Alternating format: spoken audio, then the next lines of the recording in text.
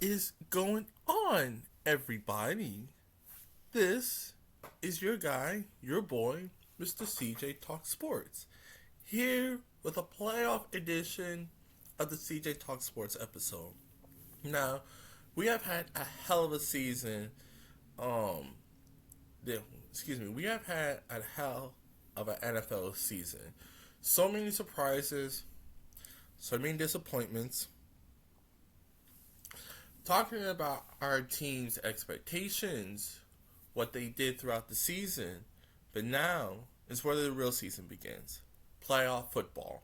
And today, I am going to give you my picks for today's wildcard weekend, as well as give you my projected winners for the NFL awards. Before we get started, please be sure to like, subscribe, and comment down below. Your boy needs them. So your boy needs those views and subscribers. Now, moving on to today's matchup, we have the Las Vegas Raiders at Cincinnati. Cincinnati has been by far the biggest surprise, most pleasant surprise of the NFL season. I had projected the Cincinnati Bengals to win about 5, 6, maybe 7 games this year, given the fact that they still got a young quarterback and coach in Zach Taylor and Joe Burrow. Jamar Chase, obviously, he's going to be the hands down rookie of the year. But I really thought coming into the year, with the Bengals' lack of investment in their offensive line, that's a shot at somebody. Uh, I didn't think Burrow and Chase would quite have that connection that they did at LSU. Uh, but good lord, am I surprised that they proved me wrong? And again, very pleasantly surprised. The Cincinnati Bengals have been tremendous for most of the year. Uh, First time in many years that they swept their two biggest rivals in the Pittsburgh Steelers and the Baltimore Ravens. First divisional title in like 6 years. The Cincinnati Bengals have had a hell of a turnaround, marked by their biggest win in probably 20 years in Week 17's matchup against the Kansas City Chiefs. As I look throughout the landscape of the NFL, it's very astonishing how the AFC just has all the top young quarterbacks. You got Lamar, you got Herbert, you got Mahomes, you have Watson when he gets his situation handled, and then of course you got Joe Burrow. What a what a phenomenal year that Joe Burrow has had, and he is, as of right now, my second place finisher for league MVP. We'll get to that a bit later. But looking at this matchup, you have two of the biggest surprising teams, not just in the AFC, but in all of football. This has got to be one of the tightest, one of the closest wild card matchups that I can remember in years. The Cincinnati Bengals, as I've been hinting at, they are pretty much about. They are a year ahead of where I thought they'd be. I thought they'd be pretty good, but I'm thinking they're not going to be serious contenders at least until another year away. Well, you got franchise quarterback. You have an offensive line that isn't great by any means, but at least it's at the very least competent. You have a coach who may get some votes for Coach of the Year in Zach Taylor, and then you got the young phenom, Jamar Chase. Hands down, the Offensive Rookie of the Year. I said, or at least I thought to myself in previous streams, this is going to be the next Devontae and Aaron Rodgers. The connection, the elite connection that we've seen between Burrow and Chase obviously goes back to their time in LSU together. They've got it clicking pretty much instantaneously. Now we get to the Raiders. I don't know if the I don't know if the NFL would ever think about this, but if there was ever a year, if there was ever a year to invent a new award for comeback team of the year, it's got to be the Vegas Raiders. It's got to be the Vegas Raiders. I mean, yeah, they gotten off to a pretty good start, but boy, did they have a tumultuous second half of their year. You lose John Gruden. Um, he resigns as the Raiders head coach, and you lose Henry Ruggs to a horrible, horrible tragedy. And for Derek Carr to just step up to show himself why I believe he's one of the elite quarterbacks. Not top five by any means, but a bona fide top 10 quarterback for sure. And for him to put this Raiders team on his back the second half of the year, he doesn't have a snowball chance in hell as far as winning MVP or even getting votes for it. But you talk about a quarterback that literally saved this franchise. It's got to be Derek Carr is number one on my list. Now, both these teams have matched early in the NFL season. I think this may have been around the time where this was one of the first few games in which John Gruden had resigned, and if you just look at the scoreboard, Bengals win 32-13. No, this game was a nip and tuck battle all the way through. It was just the Raiders ran out of gas as Joe Mixon made state his claim as one of the elite running backs in the game. So who do I have coming away with this matchup? This is such a hard game to decipher. I feel like both of these teams are pretty evenly matched. The Raiders have the edge where they have the ability to get after a quarterback with just four, and with their dynamic running attack with Jacobs. Part of me really wants to go with the Raiders, but I'm going with the Bengals. The Bengals' offensive line has been good enough for most of the year. I truly believe Burrow and Chase are just going to keep on lighting it up. The Bengals' pass rush is a lot better than what people give it credit for. They have invested a lot of draft picks as well as free agents to buffer that defensive line, including their star edge rusher in Trey Hendricks, who I believe they got from New Orleans last offseason. I just think the amount of dogfights that the Raiders have been in the last month of the year eventually is going to come back to them.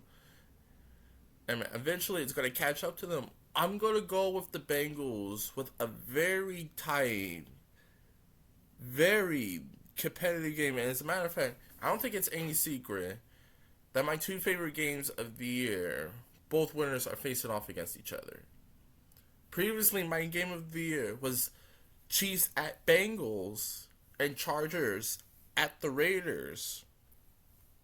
Now we're getting the winners for both of my game of the years going head to head. So I think this game might be the best game of the weekend, and maybe one of the two or three best games, not just in the playoffs but of this whole year. So I'm going with the Cincinnati Bengals to win this game 24-23, and then we get off to the Saturday night game.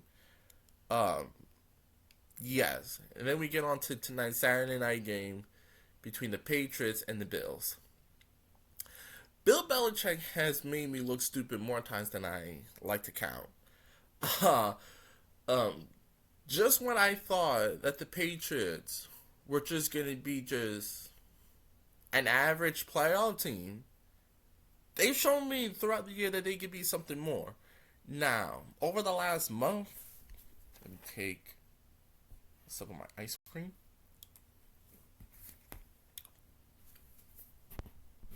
The New England Patriots have been my second biggest surprise of the year. I thought this team would make the playoffs, but I didn't expect them. But I didn't expect them to be as tight and competitive with Buffalo throughout the year as I expected. If you would have told me what percentage you give New England to win the divisional title this year, I give it about 5 or 10%. Not even sure if they're going to be much better than Miami, which turned out to be true. But Buffalo, in a way, has kind of disappointed me. With Josh Allen's up and down year, the antithesis of a roller coaster. But I don't know. There's just something about Buffalo that just can't seem to trust. I said a few months ago on Logan's Giants on LGC Productions that I feel as though with Buffalo, they're way too Josh Allen dependent. When he's on, the Bills look like the best team in football at times. And when he's off, they lose to Jacksonville. Miraculously. So, this game is really going to come down to what Josh Allen we get. If Josh Allen plays like an elite quarterback, like a top 5, top 6 quarterback, the Bills could win the Super Bowl this year. But if he has one of those Josh Allen halves or games, New England could very easily steal this game from him. Because I feel as though I know what I'm going to get from Mac Jones. I'm going to get pretty efficient football, not many mistakes, not capable of leading your team when down big. But a quarterback, if you put the ball in his hands with the game on the line, I feel as though he can and probably will deliver. Mac Jones has shattered all my expectations. I thought he'd be fine. Turns out that this kid looks like to be one of the better young quarterbacks in football. So, I'm going to go with Buffalo just because I feel as though this team just has a much higher ceiling than New England, and they are more capable of, even if New England plays flawless football, Buffalo could just kind of flip that proverbial switch, and just out-talent New England. As far as coaching matchups, I think it's about even.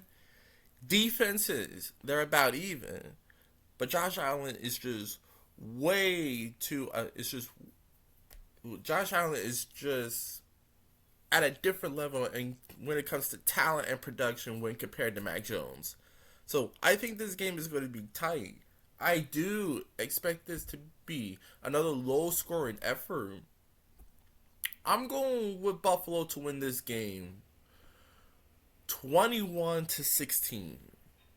I think Josh Allen just makes that one play that decides the game for either team. Again, if he plays great, if he plays up to his standards, he's magnificent. But if he has one of those Josh Allen roller coaster type of games, New England could very easily steal this. Now, moving on to our matchups this Sunday.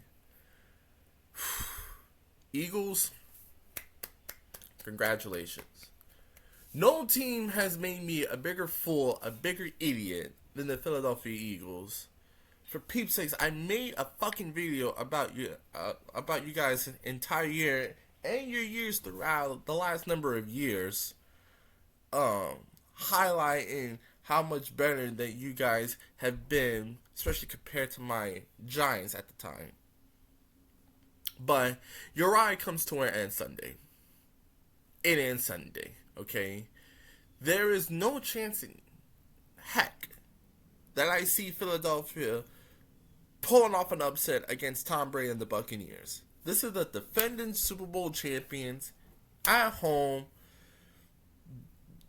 Brady, Brady is coming off of a potential league MVP award, and even as good as you guys run the football, as Jalen Hurts has been with Nick Sirianni, at the end of the day, it's just a numbers game. Better coach, better quarterback, better defense. And the one thing that you guys probably do better than Tampa is what the Buccaneers are built to stop. With Vita Vea and Dominican Sue, Jason Pierre-Paul, and Devin White all expected to play, I don't see Jalen Hurts doing a whole lot of scrambling and running around and making plays against this Buccaneers defense. If this game is going to be tight, it's going to be up to Jalen Hurts being able to move the ball with his arm. That's what it's come down to, and that's been his biggest improvement this year. Is that before I compared him to Taysom Hill. He's just Taysom Hill with a better arm. Now he's more in tune with his passing game, especially with Devontae Smith. I do expect Devontae Smith to have a big day against that Buccaneers secondary, as they really don't have a corner to match up with him or really any of their other receiving options.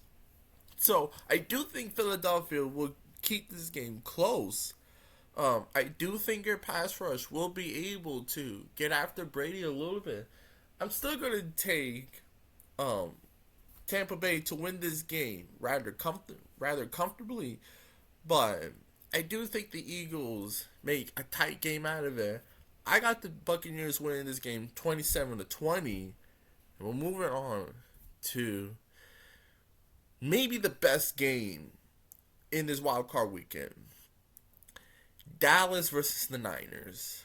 I've gone on back and forth with this game so many times. I'm like, who on God's green earth am I really going to pick this game? I really want to go with the Niners so bad, because I know Dallas just beats up on the NFC East. They're 6-5 versus everyone else.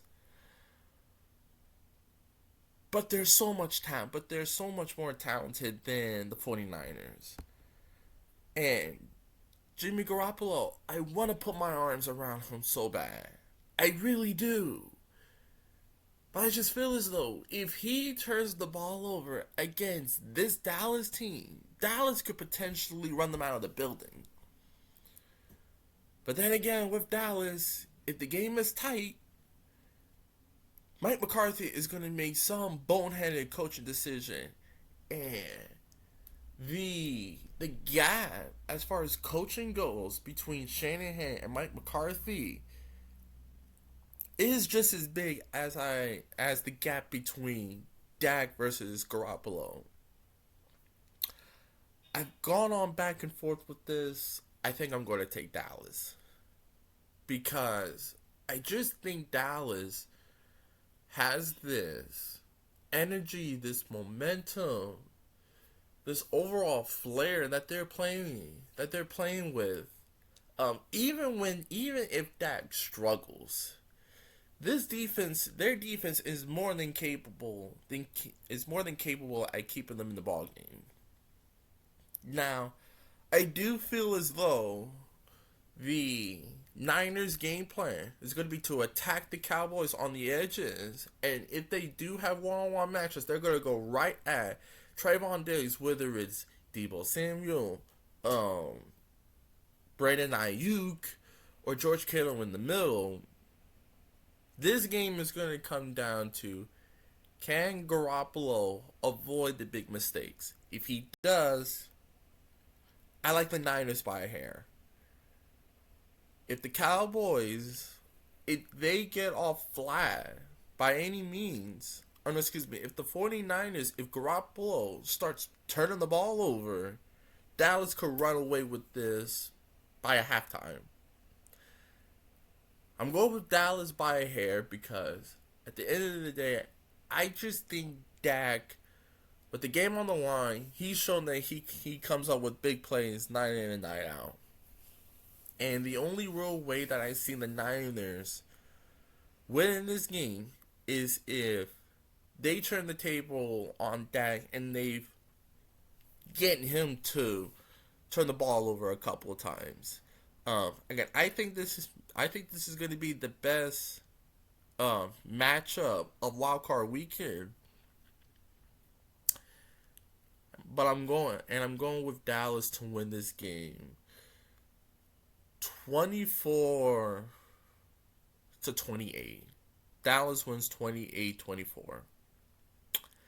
Now we get to the Sunday night matchup.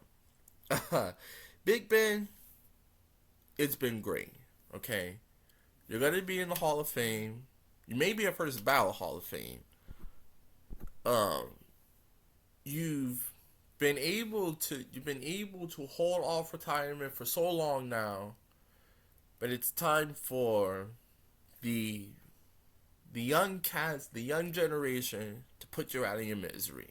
Okay, Burrow and Lamar are going to own this division for many years unless the Steelers land a big time quarterback, and you're going to be put out to pasture by the best young quarterback in football, in Patrick Mahomes, maybe the best quarterback in football in Mahomes. It's time.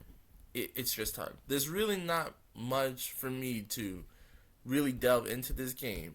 The Steelers are almost completely overmatched on both ends. Kansas City, after starting the year out 3-4,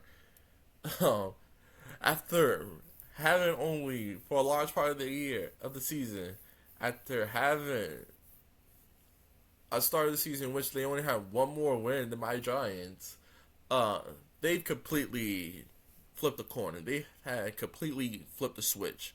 And so, I think for the Pittsburgh Steelers, this has been a great year. Again, Big Ben, you're going to be a Hall of Famer. Mike Tomlin is a first ballot Hall of Fame level coach. Yeah, Kansas City is going to put Big Ben and these Steelers out of their misery. I'm going to go with a score of... They were up 30-0 on them by half. I don't think it's going to be that lopsided. I'm going to have... The Steelers, they'll keep this game relatively close. I'll go with Kansas City to win this game 31-17. 31-17. I think TJ Watt, spoiler alert, is my defensive player of the year. I do expect him to have a couple of big plays as far as getting after Mahomes. But the Steelers just don't have the horses to go up against a team like Kansas City. And Big Ben is shot at this point. He's completely out of it at this point. I mean, I know he played well against Baltimore and Cleveland, but it was really just... It was more so a Big Ben just squeezing that last ounce of juice out of his arm. By now, Kansas City, like I said, they're just going to put Pittsburgh out of their misery. Now, for the Monday night matchup. Round 3.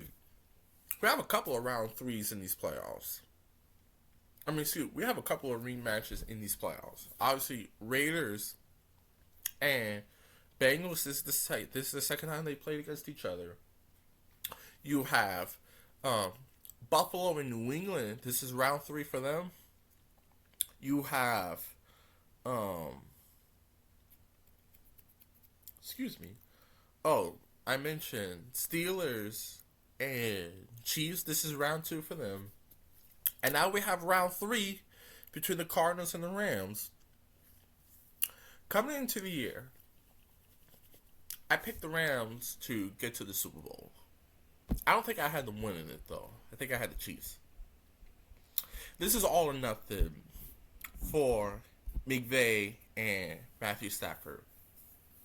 Early in the year, as a matter of fact, I think this was right before the season started, we were going on, me, Logan, Jaden, and a couple of other YouTubers, we were debating as far as players from this generation, players from this era that we think are going to make the Hall of Fame. And somebody brought up Matthew Stafford. Now, I do think Matthew Stafford has enough in his career. He has enough playing time in his career where he could establish himself as a Hall of Famer. But I don't think, as of right now, he's not a Hall of Famer in my book. He's never been talked about as far as one of the elite quarterbacks of his era. And there's not a real, like with Eli. Eli, as I always defended, while he was never the guy, he was never one of the top guys of his era, he was always in that next bowl of Hall of Fame level quarterbacks. He, in my opinion, he was just as good as Big Ben, just as good as Phillip Rivers, just as good, better than Romo in my opinion, just as good if not better than Matt Ryan and Stafford. So why is Eli in the Hall of Famer? Well, it's because Eli Manning is one of the greatest, not just clutch quarterbacks of all time, but one of the greatest playoff quarterbacks of all time. It's indisputable. It's not an opinion. It's a direct fact. And if Matthew Stafford is gonna edge his name into the Hall of Fame, much like Big Ben and much like Eli, in my opinion, this is the time for you to do it. If Matthew, even if he doesn't win a Super Bowl, if he has a signature playoff run in his career where he plays absolutely phenomenal and he plays like a Super Bowl caliber quarterback, he will, I believe, be in the Hall of Fame. But it starts now. It entirely starts right now. You could not have asked for a better situation with this Rams team. You got a top 5 head coach, a top 5 defense, a top 5 receiving core, and an elite offensive line. The path for Matthew Stafford to solidify himself as one of the best quarterbacks of his era starts Monday. It's all or nothing at this point. The Rams have given up everything under the sun so they could land a star quarterback. They moved on from Jared Goff, who they won, who's gotten them to who's been to a Super Bowl, who won a playoff game last year. And multiple playoff games at that. They moved off from Jared Goff so that they can have an opportunity to get to a Super Bowl because of you. You know, you want to state your claim as one of the 10 best quarterbacks of your era? Well, it starts now. It starts now. And, listen, Kyler Murray and Cliff Kingsbury, they're going to be together, I believe, for a very long time. This year solidified that Kyler Murray and Cliff Kingsbury do have a bright future in this league together. But they're still a young quarterback and coach duo. They still got plenty of time to get to where they need to be, and that is the Super Bowl. But if you're Matthew Stafford, if you're the Rams, your window is only going to get shorter from here on out. So, if there was any other quarterback that has, in my opinion, the most to gain as far as a deep playoff run, it is Matthew Stafford and these Rams. You're pushing your chips all the way on the table. You got Von Miller. You traded Odell. You traded for Odell. You acquired Stafford before this, during the offseason. It's now or never. It's now or never with this team, and it starts off against the Cardinals. I'm going with the Rams to win this. I think they could potentially win this big, but I think it's going to be a tight, very competitive game from here on out. I'm going with the Rams to win this game 31-27. That is my wildcard picks, everyone. Again, please be sure to like and subscribe to this video and to this channel. Now I get to my NFL awards. Starting with the blatant obvious, Defensive Rookie of the Year is Micah Parsons. He was my number one defensive player heading into this year's draft. And he has shattered every mold that I could imagine. This dude is an elite edge rusher. He's a great inside linebacker. This dude is just a playmaker everywhere else on the field. He gets interceptions. He gets sacks. He gets fumbles.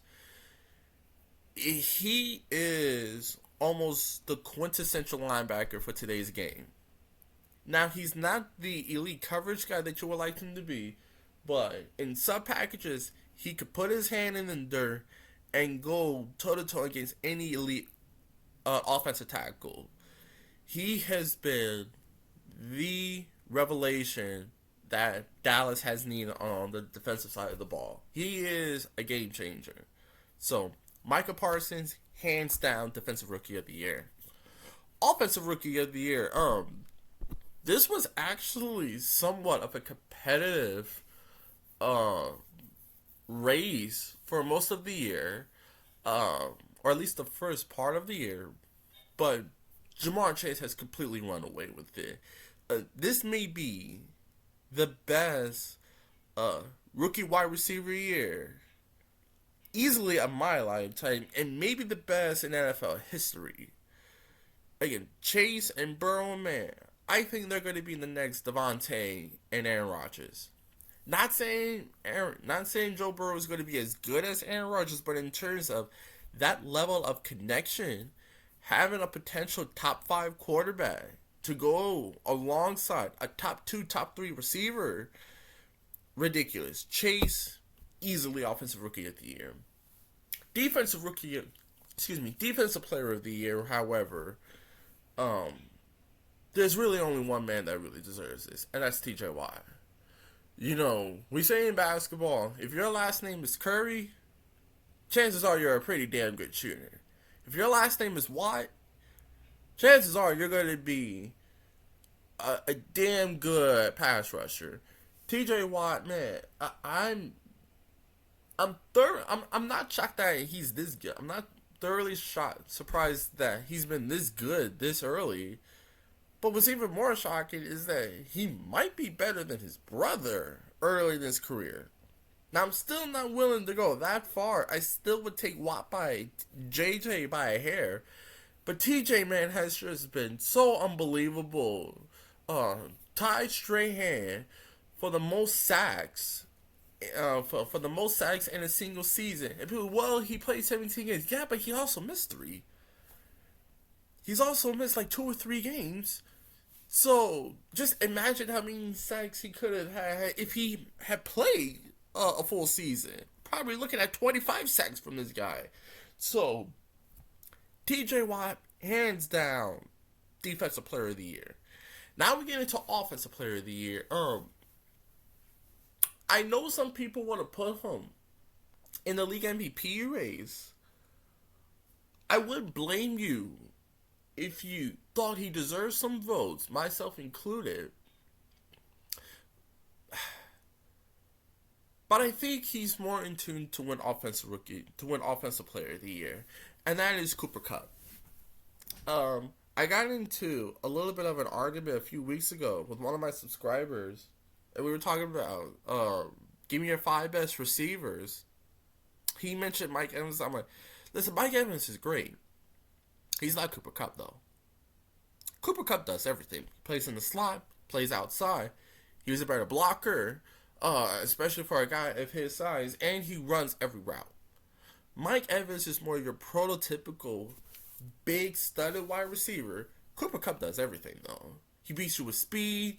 He beats you with route running ability. He's a great blocker. He can play inside or outside. Cooper Kupp just demands so much attention wherever he is on the field. Mike Evans, he's a great possession receiver, but again, Cooper Kupp does everything. The league leader in catches, the league leader in yards, league leader in touchdowns. Cooper Kupp just does everything for the Rams. Does basically everything. Why need a blocking tight end when you have the best receiving the best blocking receiver in all of football. So, Cooper Cup, hands down, Offensive Player of the Year. Now we get into League MVP. This is close. This is very close. For most of the year, I was a Brady guy. I'm like, for Brady to defy all rules of life in football. The man is 44 years old. He's the league leader in passing touchdowns, passing yards. But then when I took a real good look at the numbers, Brady basically ran away with the most passing attempts in football. And when you complement that with the ridiculous bunch of receivers that he has, it makes sense for him to compile this great season of his. But I'm going with Aaron Rodgers. And here's why. I think with the tumultuous, or at least eventful offseason that Aaron Rodgers has had, a big square target was planted on his back. And after that nightmarish game against the Saints in week 1, boy has he turned it around. To a degree, he's kind of been. I know I'm going to get so much slander. I know I may get so much slander in the comments for this. He's kind of been like the Michael Jordan for the Packers and for the NFL this year. Such a polarizing figure. He's not entirely beloved by all NFL fans, much like Jordan. And to have arguably his best season to date while leading the Packers to the best record in football, I just think it's Rodgers MVP. Would I be upset or surprised if they gave it to Brady? No, wouldn't be surprised. But given how this season has turned out for him, given the success of the Packers, it's just very hard for me to not see Aaron Rodgers winning league MVP. For sure. I know the numbers may tell you it's Brady. When I look at them throughout the year, I gotta go with Aaron Rodgers. So that is going to cap off my NFL Wildcard weekend as well as my NFL awards. Next week, I'm going to be going over the entire playoffs, recapping Wildcard weekend as well as give you my divisional matchups, who I think is going to advance to a champion, who I think is going to advance past the championship round, and my Super Bowl prediction and winner. You guys are the best. Again, please be sure to like and subscribe. This is CJ Talk Sports, and I'm out of here.